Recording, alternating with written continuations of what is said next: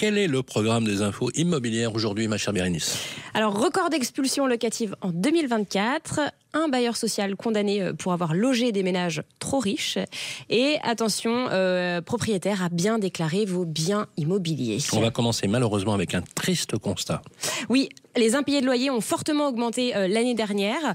Alors, pour vous situer, en fait, cette semaine, la ministre du Logement, Valérie Létard, a présidé une réunion importante, celle de l'Observation nationale des impayés de loyer.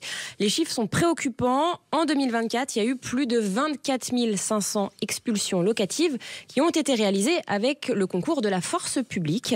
Alors, pour vous donner une petite idée, il faut savoir que chaque année, 1% des locataires sont en retard ou en situation d'impayé. Bon, quand je dis retard, c'est des gros retards, hein, c'est pas des retards de quelques jours. Et pourquoi ? Ça peut être à cause d'un oubli, oui, ça arrive, surmenage, quand on a par exemple, je dis au hasard, 2 enfants en bas âge, un financement imprévu, ça peut être une panne de voiture, vous devez payer, acheter une nouvelle voiture, ou la perte de son emploi, par exemple. Alors, pourquoi en 2024, les impayés sont en recrudescence, Sylvain ? Plusieurs causes ont été identifiées. La première, c'est la crise sanitaire, l'inflation, et puis la flambée des prix de l'énergie. Ça a fragilisé de nombreux foyers, y compris dans les classes moyennes. Donc là, on n'est pas tout en bas de l'échelle sociale. C'est important de le préciser. Et on y reviendra d'ailleurs sur cette flambée des prix de l'énergie un peu plus tard avec Grégoire et Laurent Permas. Tout à fait. Alors la ministre du Logement veut prévenir au lieu de guérir. L'objectif, c'est sécuriser les propriétaires bailleurs qui, je le rappelle, peuvent dépendre de loyers pour vivre. Et elle veut aussi protéger les locataires de bonne foi des expulsions et donc du risque de se retrouver à la rue. Un plan d'action va donc être mis en place. Après, est-ce qu'il va être efficace ? Ça, c'est une autre question. Voilà, dans ce triste constat, il y a également, ça c'est une première, une grosse première, on peut le dire, une grosse amende vient d'être infligée à un bailleur social. Oui, le bailleur social Rive de Seine Habitat est copé d'une amende de 1,8 million d'euros. Pourquoi ?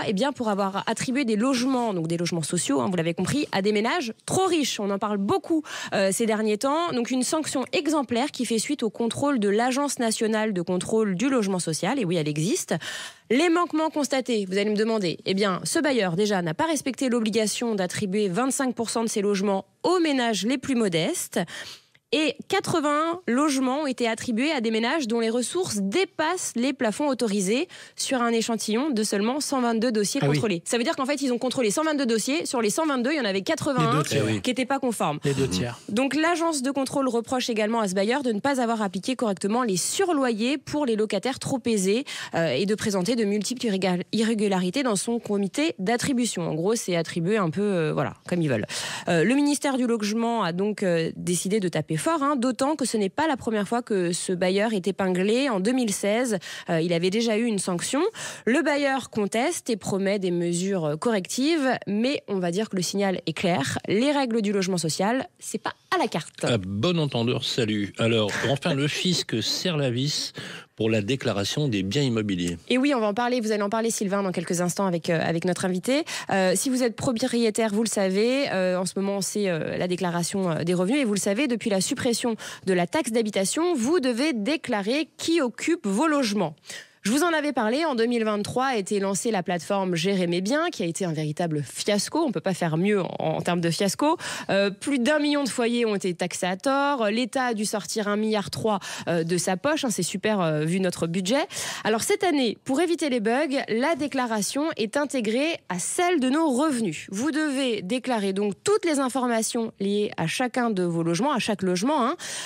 Pour ceux qui se posent la question, en fait, ça va permettre au fisc de savoir si des biens doivent rester taxés, par exemple les résidences secondaires, les logements vacants.